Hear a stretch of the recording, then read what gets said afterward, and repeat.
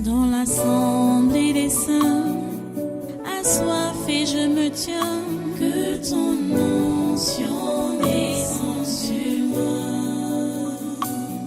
Conscient que mon destin est dans le creux de ta main, que ton onction descende sur moi. Je suis disposé, assoiffé, que ton onction descende sur moi. Je suis disposé, assoiffé, que ton onction descende sur moi.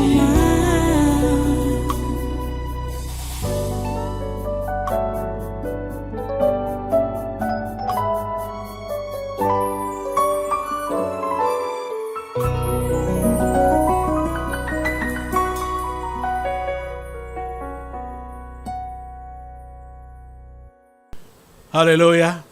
Voilà, tu prends ta Bible, on repart dans notre texte de Luc 14. Luc 14, versets 25 à 35.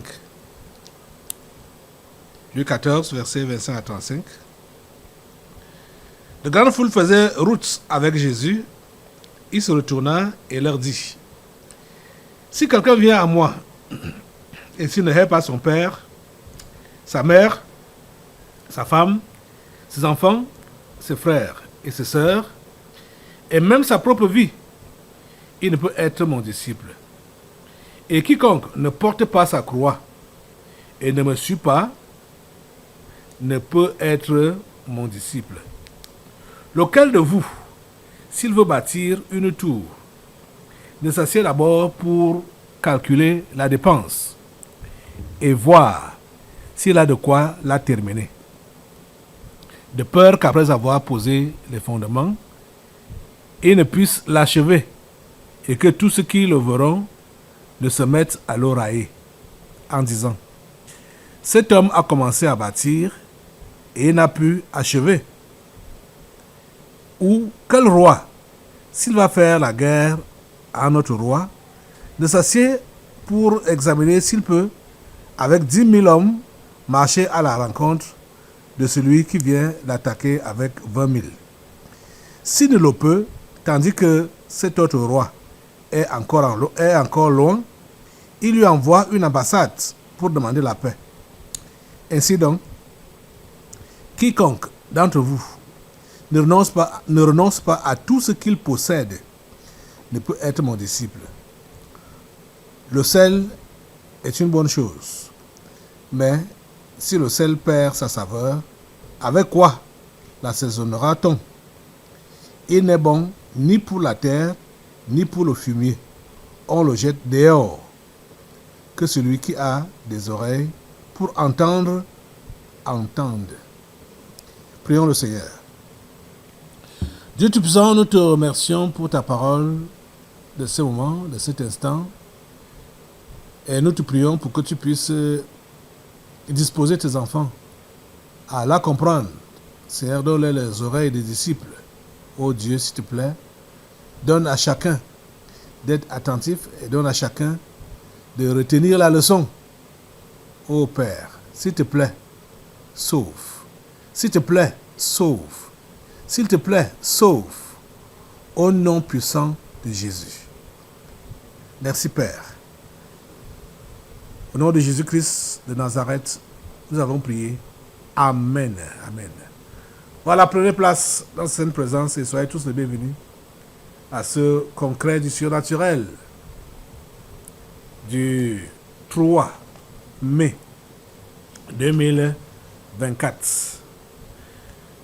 Voilà, je vais commencer ce message avant de venir ici à l'église. J'ai reçu le courrier d'une internaute du Gabon. Et je suis content que c'est arrivé pendant ce séminaire, ayant déjà pris ce texte que nous sommes en train d'étudier pendant ce séminaire. Luc 14, verset 25 à 35. L'internaute, c'est Louri Yolen. Bon. Elle dit qu'elle vit à Libreville. Elle dit, elle dit, bonjour pasteur, je suis Yolen Louri, vivant au Gabon à Libreville. J'ai 40 ans aujourd'hui. Elle a donné son numéro de téléphone et son email. Je vous suis depuis mars 2022. C'est depuis mars 2022. Je crois que c'est la première fois qu'on reçoit sa correspondance. Aujourd'hui, en 2024. Donc, ça fait 2 ans, 2 mois qu'elle nous suit. Puis nous sommes en mai 2024. Elle nous suit depuis mars 2022. Et elle a une préoccupation. Parce que ce n'est même pas à moi qu'elle a écrit. Hein. Elle a écrit au Tabernacle de la Liberté, donc à vous. Donc à nous tous, quoi. Parce que moi aussi, je suis aussi du Tabernacle de la Liberté. Elle nous a écrit. Donc cette correspondance est pour toi et moi. Parce que son avant-dernier paragraphe dit, pasteur, je viens vers vous parce que Dieu dit que le fort soutienne le faible. Je ne refuse pas de porter ma croix. J'exhorte le Tabernacle de la Liberté à m'aider à stopper cet esprit de mort et annuler ce pacte signé par un membre de ma famille et de détruire cette liste de noms des membres de ma famille. Que le sang arrête de couler. Que Dieu vous bénisse pour ce que vous faites pour les peuples. Que Dieu te bénisse aussi, Yolène. La première des choses que on n'a pas eu le temps. Je n'ai pas eu le temps de demander à la communication de l'appeler même en direct pour savoir, pour avoir certaines informations la concernant. Mais elle a dit qu'elle nous suit. Et en lisant sa lettre, j'ai vraiment confirmé qu'elle nous suit. Parce que tout ce que j'ai dit tout récemment, bon, elle a rappelé cela. Comme je vous disais l'autre jour que je suis l'avant-dernier né. Elle aussi, elle est l'avant-dernier né dans sa maison. Et elle nous suit, effectivement. Ben, je ne sais pas où elle nous suit, si c'est sur YouTube ou sur Facebook, ou je ne sais pas quel réseau elle utilise, ou elle est souvent aussi connectée à Google Meet. Si elle n'est pas connectée à Google Meet, je crois qu'après le culte, il faudrait que la communication essaye d'entrer en contact avec elle. Mais si elle est connectée à Google Meet, il faut qu'elle fasse signe, de façon à ce que nous puissions communiquer avec elle pendant le culte. Il faut qu'elle fasse signe. Et nous aurons donc à communiquer avec elle pendant le culte. Elle dit qu'elle a donné sa vie à Jésus elle avait 27 ans. Bon, aujourd'hui, là, elle a 40 ans. Oui, bon, en tout cas, je ne sais pas si elle a 27 ans qu'elle a donné sa vie. Oui, non, elle dit 2006. 2006. Elle dit qu'elle a donné sa vie à Jésus en 2006. Non, donc ça... Oui, 2006, ça fait quand même... à 27 ans, c'est quand elle a perdu sa mère. Donc là où les problèmes ont commencé, les décès ont commencé, les gens ont commencé à mourir dans sa famille.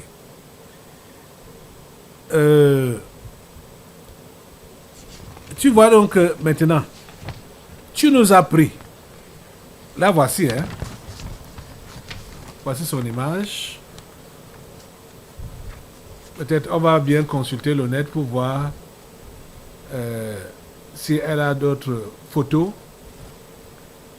Voilà son image. Donc, elle nous suit. Elle a dit qu'elle a donné sa vie à Jésus en 2006. Elle dit même il y a quelque chose qui m'a touché dans sa lettre et qui m'a confirmé ce que je suis en train de vous enseigner, de vous dire, que beaucoup de gens viennent à l'église pas pour chercher Dieu, mais pour leurs intérêts personnels. Elle a dit par exemple que j'ai profité aussi en même temps à mener un plus grand nombre de mes frères et sœurs. Bon, je vais lire la lettre. Elle dit, je vous suis depuis mars 2023. Je vous écris parce que depuis déjà quelques années, je vous suis depuis mars 2022. Pardon. Je vous écris parce que depuis déjà quelques années, ma famille subit le phénomène de sacrifice humain. Nous y sommes à plus de 5 personnes déjà décédées, toujours après 2 ou 3 ans. Moi, j'ai accepté le Seigneur en 2006. Dans les mêmes circonstances, j'étais déjà spirituellement décédé. Le Seigneur m'a fait la grâce de me redonner la vie durant une séance de prière. Nous avons travaillé avec mes frères et sœurs en Christ à détruire les œuvres sataniques et empêcher certaines programmations dans ma famille. Voilà. Et maintenant, elle dit, j'ai profité aussi en même temps à mener un plus grand nombre de mes frères et sœurs, neveux et nièces, en Christ, pour qu'ils soient protégés. Vous suivez ça? Pour qu'ils soient protégés. Ses frères, ses sœurs, ses neveux, ses nièces sont venus en Christ pour qu'ils soient protégés. C'est la majeure raison qui attire les gens dans les églises qu'on appelle réveillées. C'est-à-dire la protection ou la guérison ou la bénédiction, c'est des choses matérielles. C'est ça qui les attire. Puisque, comme il y a aussi, comme le diable a su ce que l'homme veut, il a donc suscité beaucoup de ses agents qui sont des vendeurs d'illusions et ils profitent donc sur la faiblesse des uns et des autres pour les attirer. Je vais dire à ma fille que je parle Yolène, hein? Comme puisque je n'ai pas lu tout la lettre, il dit qu'elle est étonnée de voir que bon, les gens n'ont pas, de sa famille, ils n'ont pas cherché la solution chez Dieu pour organiser les prières et tout ça là. Déjà, si toi, tu es chrétienne et tu as attiré tes frères, tes sœurs, tes nièces, tes neveux à Christ, je ne sais pas pourquoi tu auras encore besoin qu'on organise, que la famille appelle des prières spéciales pour la protection de vos membres de famille. Et déjà même, ce n'est même pas la préoccupation. Hein? En tant que chrétien, la mort des gens dans ta famille ne doit pas être une préoccupation pour toi. Et ça va choquer. Ça va choquer. Que je dise que la mort des gens dans ta famille ne doit pas être une préoccupation pour toi. On ne doit pas venir à Christ parce qu'on fuit la mort. Ce n'est pas ça qui doit nous attirer à Christ. Vous voyez que dès que nous avons déjà la protection, c'est facile de baisser les bras. Dire ok, bon, je suis déjà à l'église, ça va. Hein, tout va déjà bien. Mais tu n'as pas de communion avec Dieu. Tu n'as aucun projet pour lui. Tu es venu là juste pour la protection. Tu as reçu cette protection et après, quoi? Après quoi? Vous voyez donc, c'est ça qui fait à ce que le travail de Dieu ne soit pas fait comme il se doit dans nos milieux dits chrétiens là. Pourquoi? Parce que les gens ne sont pas en Christ ayant de bonnes raisons pour lesquelles ils sont en Christ. Elle est un peu similaire à moi, d'après ce qu'elle a dit dans sa lettre, l'avant-dernière année. Mais moi, quand j'ai cru, je n'ai pas cru en Christ parce que je cherchais quelque chose. Ça, c'est la pure vérité. Je n'ai pas cru en Christ. Je n'ai pas cru à Jésus, parce que je cherchais soit du travail, ou je cherchais à me marier, ou je cherchais à avoir une promotion, ou je cherchais une protection. Ce n'est pas ça. Ce ne sont pas ces raisons-là qui m'ont amené à Christ. C'est-à-dire, le fait pour moi d'accepter Jésus, ça ne cadre pas avec les raisons que la plupart d'entre vous avez là. J'ai cru en Jésus parce que je voulais aller au ciel. Ça, c'est authentique. Je n'avais pas de problème. Oui, je n'avais pas de problème matériel, je n'avais pas de problème financier, je n'avais pas de problèmes sociaux, je n'avais aucun problème. C'est vrai que je suis issu d'une famille pauvre matériellement parlant. Hein? Mais cela ne me gênait pas. Parce que je n'ai jamais... j'ai grandi, mes camarades, quand je leur disais que mes parents sont des villageois, ils ne croyaient pas ça. Ils ne croyaient pas ça. Parce que je n'ai pas grandi dans le dénuement comme d'autres enfants de ma génération. Vous voyez un peu ça. Pourtant, mes parents étaient pauvres. Ils étaient pauvres. Et je n'ai pas grandi avec la mentalité de pauvre. Je n'ai pas grandi avec la mentalité de pauvre. J'ai plutôt grandi avec la mentalité de secouriste. Mais étant pauvre, n'ayant pas de moyens financiers ou matériels, mais dans mon esprit, j'étais un secouriste. C'est-à-dire celui qui veut venir en aide. C'est avec cette mentalité-là que j'ai grandi. Je vous disais ici, un jour que je savais, et je le disais, que je vais être quelqu'un dans ce pays, je vais aider les gens, je vais aider ce pays. Je ne savais pas comment ça allait se passer. J'étais encore païen. Mais je savais ça, que je vais aider ce pays. Je vais aider les gens.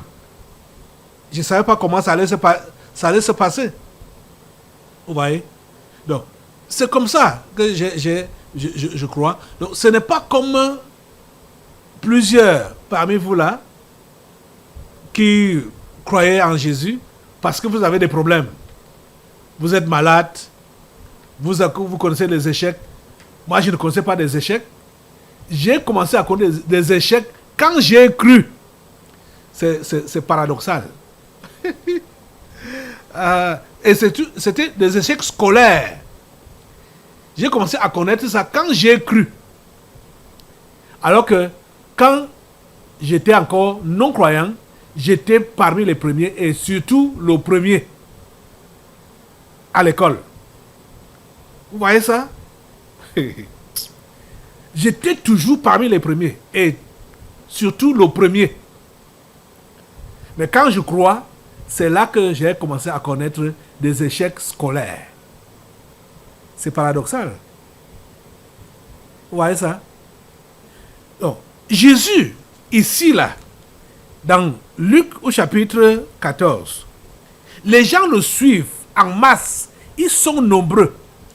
Jésus s'arrête. Il les fixe. Il les regarde. Il dit, si quelqu'un vient à moi et s'il ne hait pas son père, sa mère, sa femme, ses enfants, ses frères et ses sœurs, et même sa propre vie, il peut être mon disciple. Vous voyez? Jésus comprenait que beaucoup ou la plupart de ces gens qui le poursuivaient, qui étaient à sa suite, avaient des fausses motivations pour aller à sa suite. Et qu'il fallait que ces gens-là sachent qu'il y a un prix à payer. Toi qui dis que tu as donné ta vie à Jésus, est-ce que tu sais qu'il y a un prix à payer? Jésus a cité, en prêchant, c'est également une étude biblique où je vous amène à comprendre en détail ce que Jésus voulait dire. Puisque quand on parle de prix à payer, les différentes choses qu'on doit payer, comme je disais que ça coûte. Jésus a commencé à donner ça ici. Il a commencé à donner. Il dit qu'il y a le père qu'il faut vendre. Il y a la mère, il y a la femme, les enfants, les frères, les sœurs, et même sa propre vie. Si tu n'as pas vendu ça, tu ne peux pas être disciple de Jésus-Christ. Tu dois te débarrasser de ces choses-là. Donc, ma fille, Yolène, du Gabon, elle ne devrait pas être dans les soucis. C'est vrai que c'est elle qu'on accuse. C'est elle qu'on accuse par rapport au décès qu'il y a dans sa famille. C'est elle qu'on accuse. On dit qu'elle est entrée dans les loges. Puisqu'elle me dit qu'elle est... Bon, Dieu a fait d'elle la différence dans sa famille. Hein? Elle est bénie. Et on l'accuse que c'est elle donc qui vend ces gens-là pour avoir de l'argent, pour être prospère. Ça ne devrait pas te faire des soucis, ma fille. Tu ne devrais pas avoir de soucis. Mais ici, quand j'ai lu ta lettre, j'ai compris que même toi-même là, Yolène, tu n'as pas encore renoncé à ta famille. Tu n'as pas encore renoncé à ta famille. Si tu avais fait ça véritablement, tu devrais seulement te retrouver avec ceux qui ont véritablement cru en Jésus et qui ont compris que la famille charnelle ne sert à rien. C'est avec cela que tu es appelé à t'associer. Comme ils t'ont abandonné, tu t'es retiré. C'est même bien. Comme tu parlais, elle a parlé d'un deuil là, où c'était des problèmes pour qu'elle puisse vraiment assister. J'ai commencé à lire sa lettre. Je vais peut-être reprendre, continuer.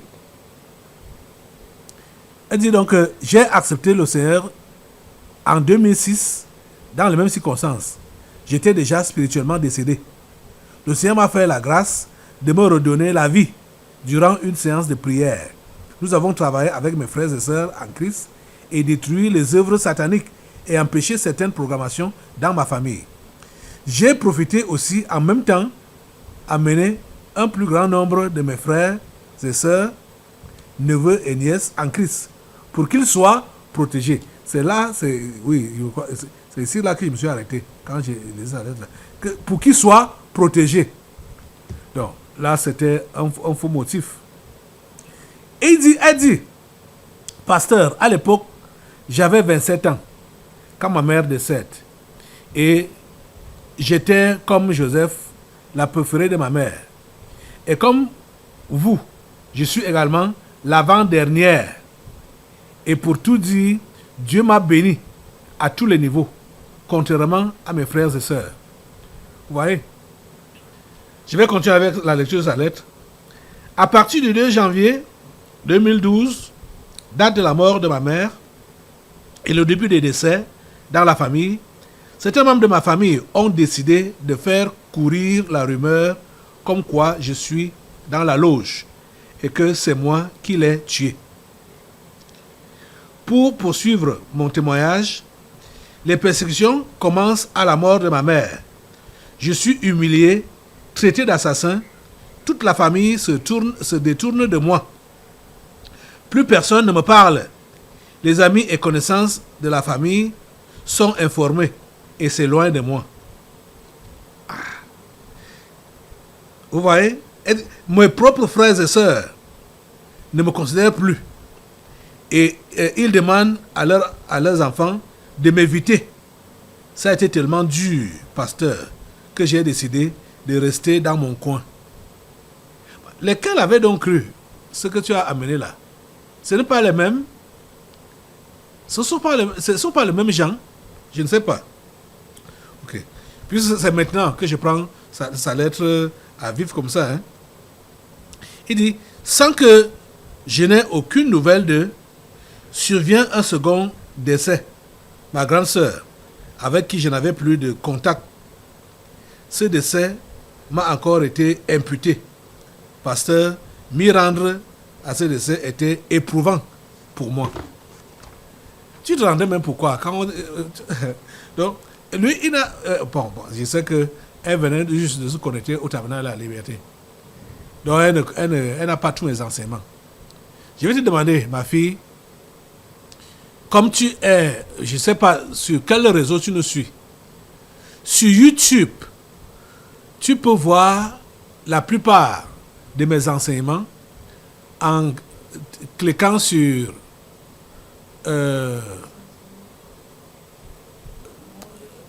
Monde pour Christ, enseignement biblique. Monde pour Christ, enseignement biblique.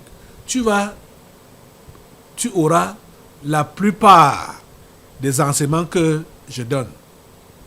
Et tu vas comprendre que, j'espère que celui-là est aussi là-bas dans YouTube,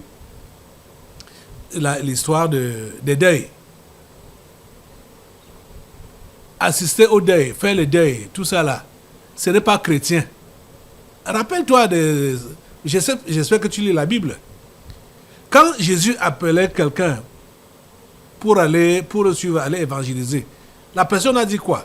Laisse-moi d'abord aller enterrer mon père. Mon père est mort. Je vais aller l'enterrer. Qu'est-ce que Jésus lui a dit? Laisse les morts enterrer leurs morts. Mais toi, va annoncer la bonne nouvelle. Donc tu n'as rien à faire. Le chrétien n'a rien à faire avec les morts, les enterrements. Le chrétien n'a rien à faire avec ça. Même assister.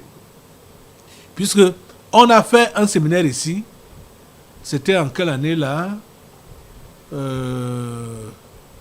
Quoi, ça fait, c'était 2015, hein, je crois. 2015 comme ça. Et ce séminaire-là nous a, du moins, on a été édifiés par rapport à ces histoires de morts, de cadavres. Que tout ce qui est fait autour des morts, ça envoûte. Donc, les gens meurent. La personne qui est morte, on fait les t-shirts.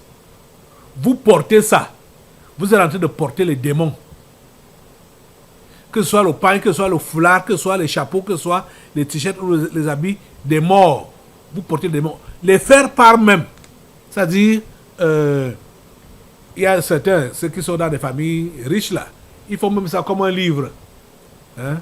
Faire part. Ou certains, ou bien un carton, 4 pages comme ça là, on plie. Faire part. Donner le programme de deuil. Toutes ces choses là sont possédées. C'est possédé. Donc, ta personne meurt, tu n'as pas besoin de faire ces choses-là. Tu n'as pas besoin de faire ça. En tant que chrétien, quand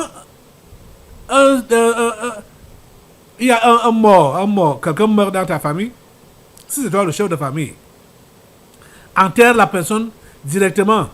Tu n'as pas besoin de faire des cérémonies autour de ça. C'est ça que j'ai enseigné ici. Donc, en ce qui concerne les morts là, je ne vais pas reprendre l'enseignement pour toi, Yolène. Je veux que tu ailles à Monde pour Christ. Tu écris Monde pour Christ, enseignement biblique. Tu vas voir tous les enseignements que je donne, qui sont là-bas. Tu comprends? Ok. Et elle dit, j'ai subi injures et moqueries, humiliation, qui n'a pas de nom. Aujourd'hui, nous sommes au 5e décès. Je vous épargne les détails pour ne pas être longue. Ils ont décidé pour ce décès que je n'y mette pas pied. Parce que ça fait déjà beaucoup trop. Oui, tu vois. C'est eux qui décident qu'elle ne mette pas pied. Elle-même n'avait pas encore compris qu'elle ne devait pas mettre pied. C'est la famille qui a décidé qu'elle ne mette plus pied dans ces décès-là. Tu dois rendre grâce à Dieu. Tu dois rendre grâce à Dieu. Dans ta famille, s'il y a des simples, comme tu as dit que tu as amené certains en Christ là, tu vas vraiment bien m'expliquer ça. Combien sont en Christ? Est-ce qu'ils persévèrent? Ils sont vraiment avec toi. Et comment eux ils te regardent maintenant là? Ce que tu dis là que tu as amené à Christ. Tu vas me dire ça plus tard. Pasteur, aucune personne ne se lève pour convoquer une réunion pour trouver une solution à ce problème, même pour poser des jeûnes et des prières pour combattre tous ensemble ce mal. Personne ne se lève pour dire à la famille d'arrêter de me traiter ainsi, sans preuve, sur la base des rumeurs. Ils attendent tous la prochaine personne qui va décéder. Les miens ne m'écoutent pas, me persécutent. C'est ça que tu dois subir, ma fille. La persécution. C'est ça que tu dois subir. C'est ça que tu dois subir. Donc, vous voyez que cet enfant, malgré le fait qu'elle dit qu'elle s'est convertie depuis 2006, elle ne comprend pas encore. Oh, et ils sont nombreux comme ça, dans les églises là-bas dehors. Elle ne comprend pas encore que il n'y a personne autour d'elle qui est réellement né de nouveau, réellement converti. Les amis, je sais que plusieurs parmi vous là, certains peuvent se dire que mais pourquoi on s'attarde sur sa lettre. Je sais qu'il y a des gens parmi vous là qui ont encore malheureusement la mentalité de Yolène, de façon que ils sont tellement choqués, ou ils vont être choqués si leur famille charnelle les abandonne, les délaisse, les accuse faussement. Ils vont être choqués. Ils vont être choqués. Pourquoi? Parce qu'ils sont encore attachés à leur famille. Ils n'ont pas encore abandonné. Ils n'ont pas encore abandonné. Ils n'ont pas encore haï leur famille. Ils n'ont pas renoncé à leur famille. Ils n'ont pas renoncé. Vous voyez? Yolène démontre juste par ses écrits qu'elle n'a pas renoncé à sa famille. Elle n'a pas renoncé. Malgré qu'elle dit qu'elle a cru depuis 2006 et qu'elle a même amené certains membres de sa famille à Christ, mais elle n'a pas renoncé à sa famille. Puisque maintenant, elle est choquée parce que cette famille la rejette. Je vais t'inviter à t'accrocher davantage à Jésus. Accroche-toi à Jésus. Tu comprends ça? Accroche-toi à Jésus. Regarde, s'il faut repartir sur mon témoignage, quand j'ai cru, j'ai évangélisé, parce que déjà, ça c'était d'office, j'ai évangélisé tous les membres de ma famille. J'ai évangélisé au village, j'ai évangélisé tout le monde autour de moi, j'ai évangélisé. Donc tout le monde connaissait déjà ma position.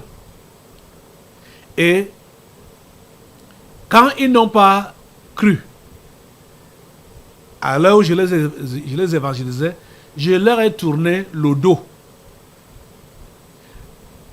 À l'heure où je vous parle, je ne sais même pas là où ils sont, puisque après ils ont prétendu qu'ils croient dans les églises. Mais c'est quand ils viennent ici, en 2015, au Tabernacle de la Liberté, c'est là que le Seigneur révèle, dévoile les sorciers et la chef sorcière qui était dans la famille. Celle-là qui m'a même élevé. Je ne peux pas imaginer. J'étais contre mes frères quand on l'accusait de sorcellerie. J'étais contre eux. Mais c'est elle qui était la chef des sorciers dans la famille. Ça a été dévoilé ici, au Tabernacle de la Liberté, grâce aux délivrances prophétiques. Depuis ce temps-là, même ceux-là qui étaient, soi-disant, simples, tous ont tourné le dos. ils sont partis avec la sorcière. Puisque quand je dis qu'ils sont partis avec la sorcière, il y avait un grand frère, marié à une sorcière, déclarée. Une sorcière déclarée. Ce n'est pas des choses qu'on parle derrière. Comme on dit ici au Cameroun, bac. Elle a déclaré qu'elle fait les voyages nocturnes. Et mon grand frère, charnel là,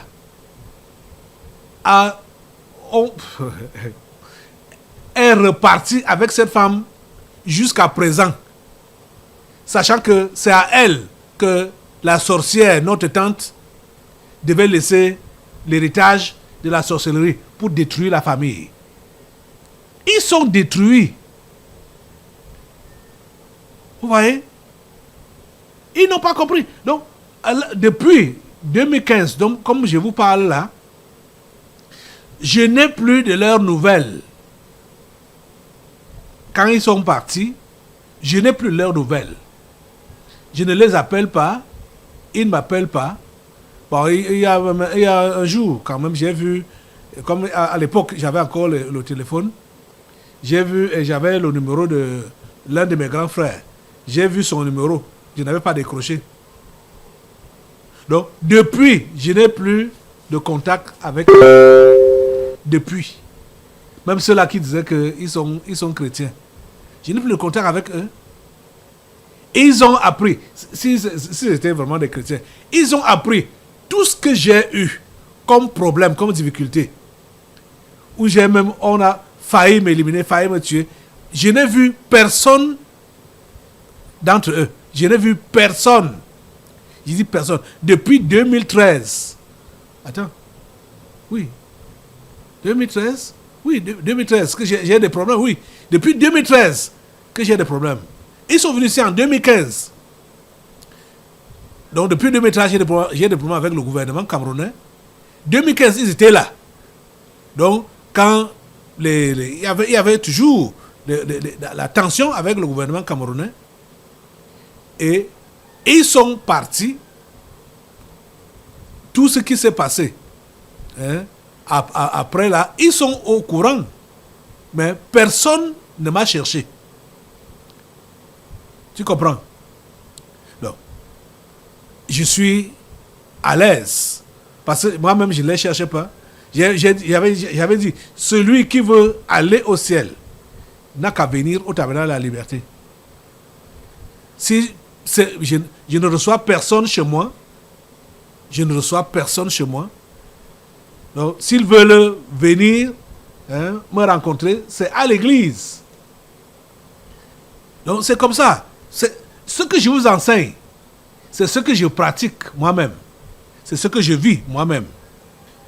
Jésus a demandé qu'on doit vendre son père, sa mère, sa femme, ses enfants, ses frères, ses sœurs, même sa propre vie, pour être son disciple.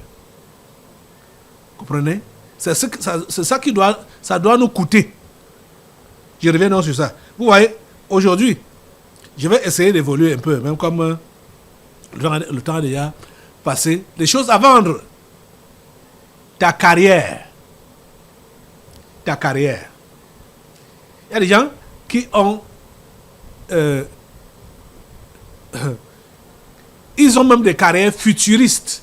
Ce n'est même pas encore une carrière, mais des carrières futuristes. Ils protègent ça. N'en parlons pas de ceux qui ont déjà commencé même la carrière. Ils protègent ça. Que si tu leur dis que tu essayes de toucher ça, non. Hein? Il faut vendre le mariage. Il faut vendre. Tu comprends? Il faut vendre. Hein? La nomination. Les postes. Il faut vendre pour être réellement disciple de Jésus. Surtout cette histoire de carrière. La carrière. Chers amis, allez-vous arriver jusqu'au bout? Si vous ne faites pas ce qu'il faut faire maintenant, comprenez que votre chrétienté ne va pas mettre long. Ça ne va pas mettre long. Vous devez vous décider maintenant de mettre en pratique ce que Jésus-Christ dit là. En portant votre croix pour le suivre, en acceptant toutes les souffrances, toutes les difficultés. Et quiconque ne porte pas sa croix et ne me suit pas, ne peut être mon disciple. Je vais arrêter là aujourd'hui. On va continuer demain. Lève-toi pour la prière.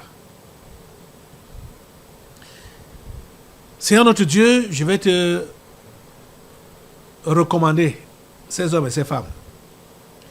Il y a beaucoup qui sont là, disant qu'ils ont 5 ans dans la foi, ils ont 10 ans dans la foi, ils ont 20 ans dans la foi, mais ils promènent avec eux leur père, leur mère, leurs femmes, leurs enfants, leur carrière, leur avenir. Ils promènent avec eux leurs projets, mais ils prétendent qu'ils sont avec toi. Seigneur, s'il te plaît, donne-leur de comprendre aujourd'hui et de se décider de vendre ces choses pour t'avoir. Au nom puissant de Jésus, j'ai prié. Amen. Assois-toi. Nous allons maintenant passer aux délivrances prophétiques. Dans l'assemblée des saints, assoiffé je me tiens, que ton onction descende sur moi. Conscient que mon destin est dans le creux de ta main, que ton onction descende sur moi. Je suis